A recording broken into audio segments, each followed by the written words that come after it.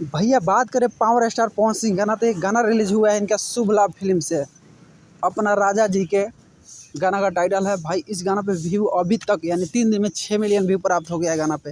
अगर आप नहीं सुने हैं तो जाकर सुने। पावर स्टार पवन सिंह का ये गाना रिलीज हुआ है शुभ लाभ फिल्म पे। बॉलीवुड हिलाने के बाद भाई भोजपुरी इंडस्ट्री में भाई कमिंग हो गया है। इनका गाना बैक टू बैक अब आने वाला है। भाई जितने भी चाहने वाले हैं पवन सिंह के फैन, कट्टर फैन जितने भी है, भाई गाना 10 बार कम से कम शेयर करें।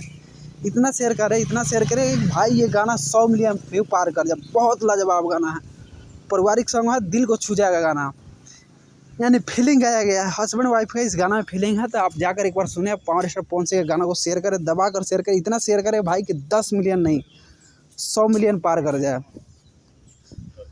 तो भाई साथ ही साथ मेरे चैनल को सब्सक्राइब करें, शेयर करें।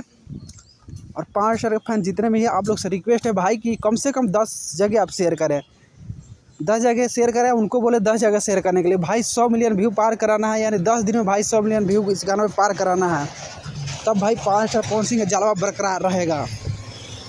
भाई आप लोग से रिक्वेस्ट है। तो thank you so much video watch करने, लव यू ऑल। मुझसे कांटेक्ट करने के लिए मेरा नंबर है 8294985972। Thank you so much.